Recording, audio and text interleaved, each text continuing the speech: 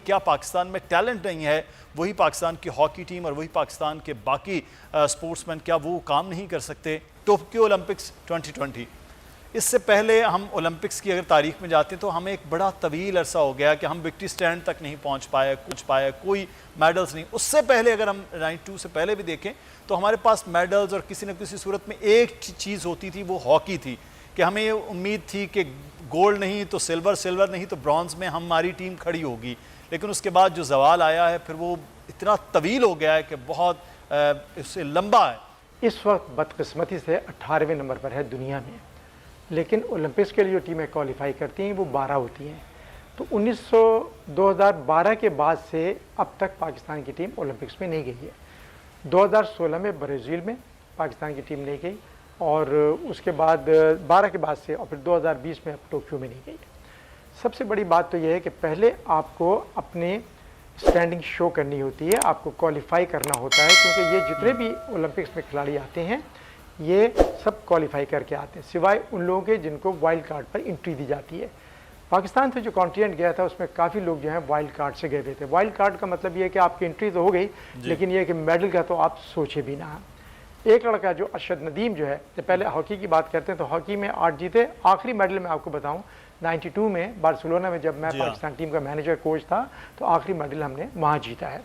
उसके बाद से अब तक बिल्कुल बैरिंग है। चक दे इंडिया फिल्म आप देखें जब आई है तो उसके बाद आज इंडियन हॉकी टीम ने क्या परफॉर्मेंस दी है, क्या उन्होंने ग्रेट ब्रिटेन के साथ खेला है, आप जरा वो देखें, ऐसा लगता है वही फिल्म चल रही है कि 2 गोल हो गए फिर उसके बाद कम बैक कर रहे हैं। तो ये मीडिया का रोल है कि हम लोगों को इसमें आगे काम करना चाहिए। और सबसे इंपॉर्टेंट ये देखें, ओलंपिक्स में लोगों को ये समझना चाहिए कि दुनिया पर ना एक धाक बैठती है। चाइना, रशिया, अमेरिका दिखाता है कि हम हेल्दी नेशन है, हम बहुत हेल्दी हैं अपने, इसलिए हम ये जीतने के लिए आए हुए हैं। विनर बनोगे तो एप्रिसिएशन भी मिलेगी, इज्जत भी मिलेगी। नहीं होगी तो भाई आपको ये नहीं हो सकता कि जी वहां चल टोक्यो घुमाने के लिए भेजे। और भाई ये इनके साथ कोचेस क्यों नहीं गए हुए? कोचेस कहाँ है? बिस्मा का कोच कहाँ था जो स्विमर है? इसके बाद जो बैडमिंटन है उसके साथ वो सेक्रेटरी क्यों भेज दिया वाजिद आपने? भाई सेक्रेटरी का क्या काम है मुझे आप बताएं। दुनिया में मैंने नहीं देखा कभी कि खिलाड़ी के साथ कोच नहीं गया हुआ, उसका जी वो सेक्रेटरी गया हुआ। उसका क्या काम है? इसके ऊपर तहकीक होनी चाहिए। फहमीदा मिर्जा साहिबा से पूछना चाहिए कि आपकी कुछ थोड़ी बहुत नजर है इस पे या नहीं है इसके ऊपर, या बिल्कुल भी। और देखें मसला ये है, ओलंपिक्स में जीतने पे पैसे नहीं इज्जत मिलती है। वो इज्जत होती है कि दुनिया में आप दिखा रहे होते, इसका कोई इनाम कोई लोगों को लगता है $1 मिलियन मिल रहे नहीं है। जिम्मेदारी हुकूमतों की है, जिम्मेदारी इस वक्त एसोसिएशंस की है जिन्होंने तैयारी करवानी है, और हुकूमतों का काम है जो तैयार करके फिर वो आगे अच्छा मैं एक छोटी सी बात ऐड कर देता हूं। जब से जिस स्पोर्ट्स की फेडरेशन बनी है वो तबाह हो गया है। स्नूकर की फेडरेशन बनी, तबाह हो गया। हॉकी की फेडरेशन बनी, तबाह हो गया। स्नूकर बिल्कुल चैंपियन थे हम एक जमाने में, वो तबाह। मैं कह रहा हूं ये जो फेडरेशन बन जाती हैं और ये जो बहुत ही अंकल किस्म के ईगोइस्टिक अंकल बैठ जाता है कोई जाके और वो किसी को आगे नहीं आने दे रहा होता, इनकी जांच पड़ताल करनी चाहिए। भाई बूढ़ा होना कोई बुरी बात नहीं है, लेकिन अंदर अनापरस्ती होना कि आगे जाने नहीं देंगे हम किसी को, हम इसको आगे नहीं बढ़ने देंगे, ये इसके ऊपर ना पूरी ये बहुत बड़ी करप्शन है। इसके ऊपर हुकूमत को पूरा अगर फंड नहीं कर सकते तो कम से कम इन बाबों से तो जान छुड़ा दो हमारी यार।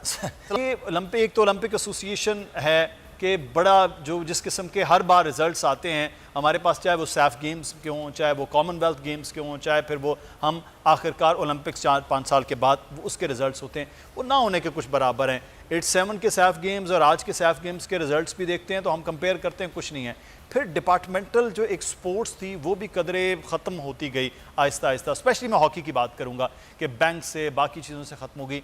तो क्या आप जवाल क्या समझते हैं कि सिर्फ यही वजूहात हैं कि आहिस्ता आहिस्ता हॉकी दूर हो रही है, या जो सरपरस्ती या प्रायोरिटी है हुकूमत की वो भी नहीं है तो हम हॉकी से इतना पीछे निकल? आज का बच्चा वो चाहता है कि मुझे जब मैं हॉकी खेलूं तो मुझे भी कुछ मॉनेटरी बेनिफिट्स हों, जैसे माजी में होते थे। जब हम लोग खेलते थे तो हमें फ़ौरन ही डिपार्टमेंट जॉब दे देते थे, लाइक कस्टम्स, PIA। मैं कस्टम में मुलाजमत करता रहा और जितने भी मैं अगर नाम लूँगा तो आपका प्रोग्राम ख़त्म हो जाएगा। क्रिकेट, हॉकी, स्क्वैश, वो तमाम लोग जितने भी नामी गिरामी है जिन्होंने दुनिया में नाम कमाया वो सब किसी न किसी डिपार्टमेंट में काम करते रहे और एज ए स्पोर्ट्समैन दाखिल हुए। आज खिलाड़ी ये सोचता है कि पहले मेरे घर में 6 लोग हैं, 7 हैं या 8 हैं, मेरी जिम्मेदारी उनके ऊपर है, मेरे पास नौकरी भी नहीं है, मैं पाकिस्तान प्लेयर तो बन गया हूँ, मेरा घर कैसे चलेगा? तो उसको अपने घर की तरफ देखता है। उस खिलाड़ी के घर का अगर चूल्हा जल रहा होगा तो वो बेफिक्री होके हॉकी खेलेगा, क्रिकेट खेलेगा, स्क्वाश खेलेगा। लेकिन जिसको ये फिक्र होगी कि ज़रिया माश मुझे कहाँ से मिलेगा, मैं कैसे घर चलाऊंगा, तो उसकी कंसंट्रेशन लूज होती है। लियारी के बॉक्सर्स हमारे रिपोर्ट्स बनाने के लिए तो हैं, लेकिन हुकूमत की उस तरफ तवज्जो नहीं है। फुटबॉलर्स के लिए वो ना स्पॉन्सरशिप है, ना वो कवरेज है जो होनी चाहिए। हॉकी के लिए तो खैर ना होने के बराबर हुआ कि जहां हम चैम्पियंस थे वहां हम इतना नीचे आ गए। जैसे इस्लाउद्दीन साहब कह रहे हैं कि 18वें नंबर तक हमारी टीम पहुंच गई है। तो ये बाकी जानिब हुकूमत भी तो कोई तवज्जो नहीं कर रही है। स्पॉन्सरशिप में बड़ी बड़ी मल्टीनेशनल कंपनीज जहाँ से अरबों रुपया कमा रही हैं, उनकी तवज्जो इस जानिब नहीं है। तो जब यहाँ कुछ नहीं है तो फिर क्या हो सकता है? मैं समझता हूँ कि इसके अंदर जो सबसे अहम चीज समझने की है ना, वो ये है कि सारा प्रेशर जो है, मुल्क में टैलेंट बहुत है, टैलेंट मैनेजमेंट जो है बेसिकली उसका फुकदान है। टैलेंट बहुत है पाकिस्तान में, एनर्जी बहुत है, डायरेक्शन नहीं। ये इंडिया वर्सेस पाकिस्तान है। जी हाँ, बिल्कुल, ये बड़ी बिल्कुल बिल्कुल। और वो उनकी क्वालिफाइंग की तकरीबन कुछ 1.5 मीटर ज़्यादा दूर की भी जेवलिन थ्रो थी। लेकिन बहरहाल मुकाबले के लिए एक अच्छा जो कंपटीशन वो देखने में आएगा, ये बड़ा अच्छा ज़रूरी है। अच्छा इस्लाउद्दीन साहब, हल क्या है? हम हल की जानिब आएँ। आप हॉकी, आखिरी बार आप थे मैनेजर जब हमने टोक्यो के ओलंपिक्स में ब्रॉन्ज मेडल हासिल किया बार्सिलोना में।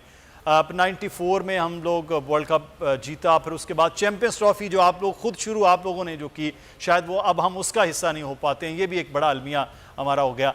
तो सर हल क्या है कि हम कम से कम हॉकी जैसा खेल है इसको वापस उसी तरह से लाएं? ओलंपिक में आपके सामने पोजीशन है। देखिए अब ज़रूरत इस बात की है, मैं अक्सर मैं तो पिछले 20 साल से ये बात कर रहा हूँ। लास्ट जब पाकिस्तान सिडनी ओलंपिक्स में हॉकी में 4थे नंबर पर आया था, उसके बाद से लेके अब तक हॉकी मुस्तकिल डिक्लाइन पे गई है।